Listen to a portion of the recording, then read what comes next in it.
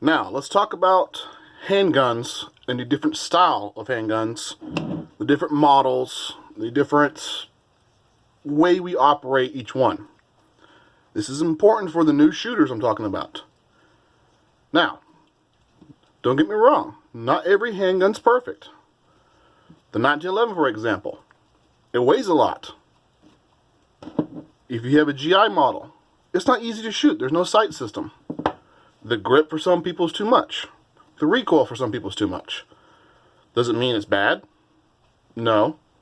Does the design that's over 100 years old make it an obsolete handgun? It does not. It still fires a .45 projectile through the air into whatever target. So just because it doesn't feel right or it only holds 7 rounds doesn't mean it's the incorrect handgun. Like I said, every handgun has its purpose. For me, do I carry a 1911 every day? No. Have I carried a 1911? I have. But you need to know your limitations on every design. A revolver. Should you buy a revolver? If you're comfortable with it, yes. Now, what I'm also hearing is, I don't want a revolver for my first handgun because it doesn't have high enough capacity. If capacity is what your deciding factor is on you buying a handgun, you may need to rethink your entire ideology on carrying a handgun. First of all, most firefights are finished within 4 rounds.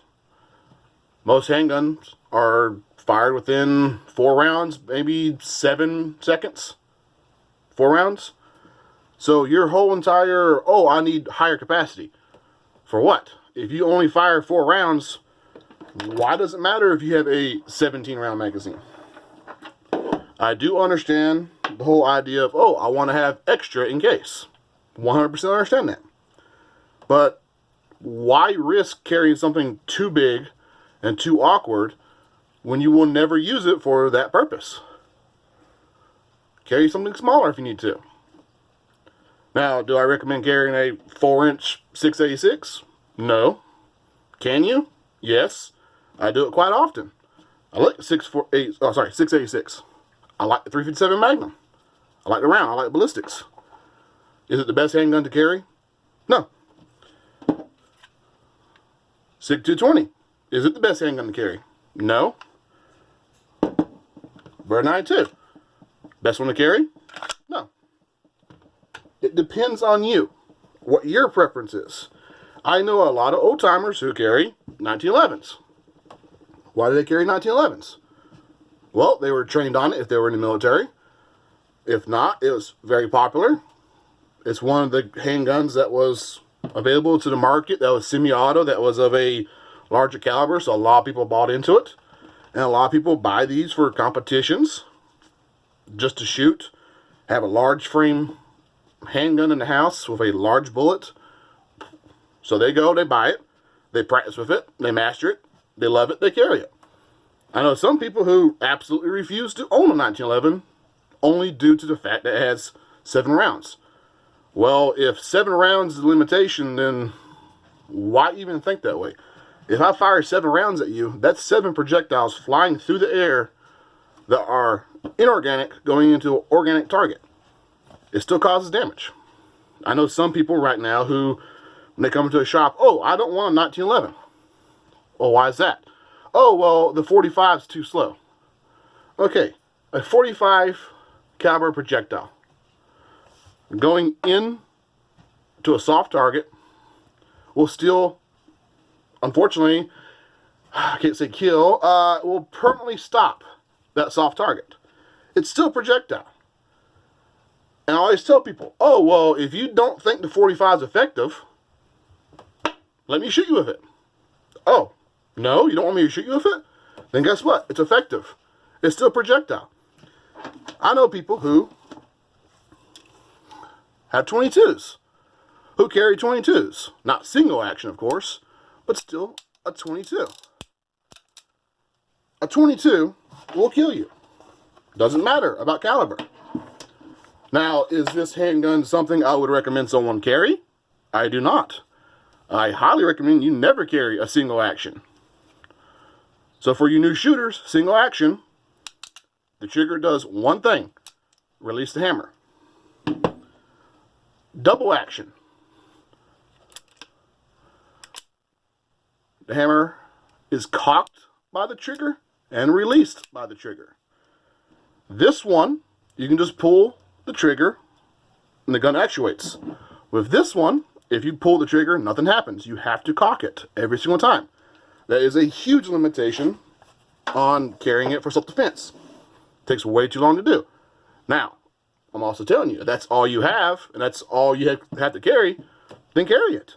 By all means, it's still a handgun. It's still firing a projectile into a soft target. Carry what you want. If you want to carry a 220, carry a 220. Now, I personally will carry this one over a 1911, only due to the fact that I can have larger magazines, which are large and uncomfortable, but the option's there. And the fact that this handgun is also double action, while the 1911 is single action. So this has to stay cocked and locked. This one does not. This one also has a decocker. 1911 does not. It's the same way with the revolver. There's no decocker. You have to manually hold it and let it down if you have it in single action mode. Now, my preferred carry is a Beretta 92. Why do I carry it? Well, I like it. That's the only reason. I like the capacity. I like the weight. I'm a metal frame handgun kind of person, so I like that. Do I own other handguns? Do I own Glocks? Yes. Do I own SIGs? Yes. Depends on you. You need to go through, get some experience shooting, and make a decision. Now, I'm not going to lie. As your first handgun, a lot of people will buy the incorrect one.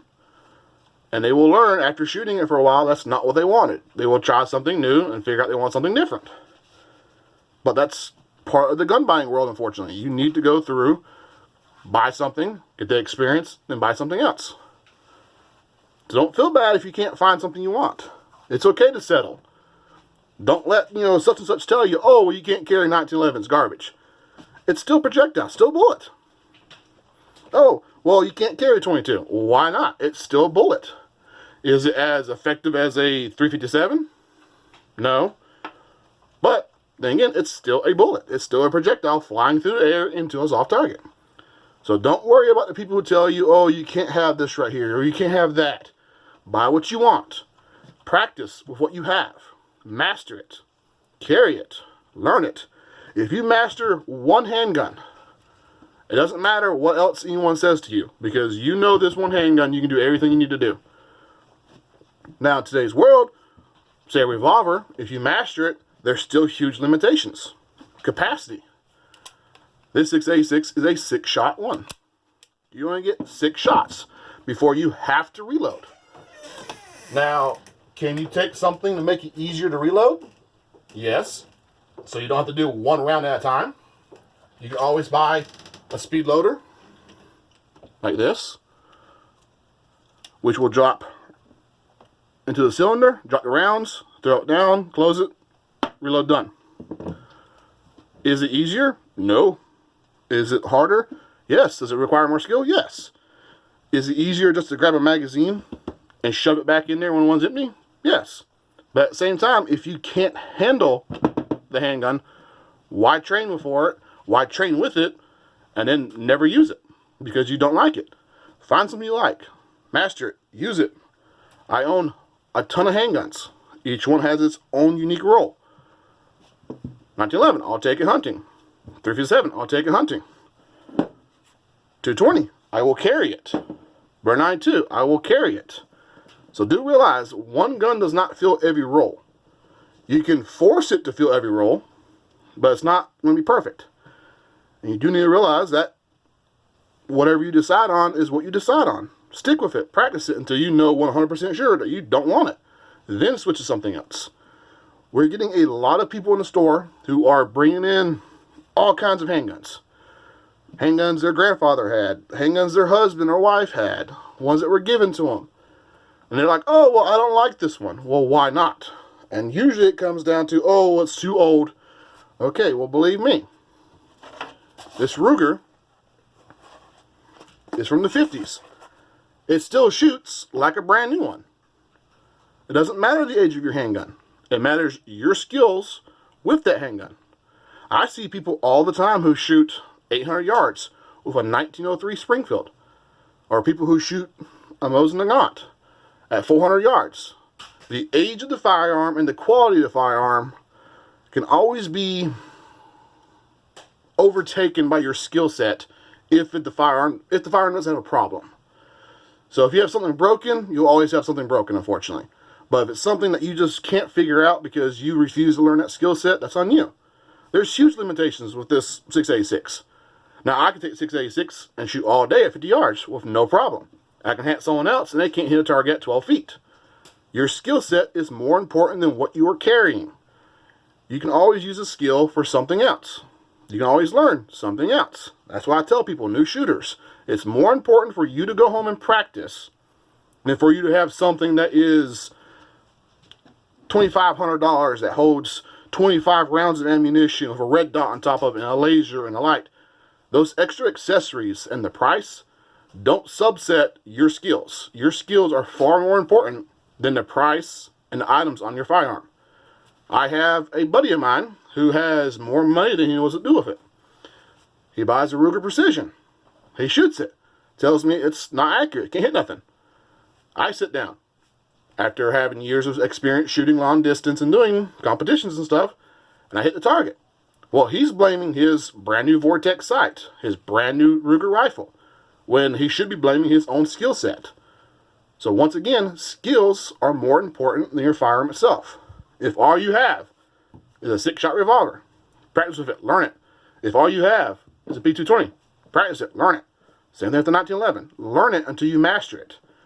Then you will always have that skill, and you can always overcome the limitations with your skills.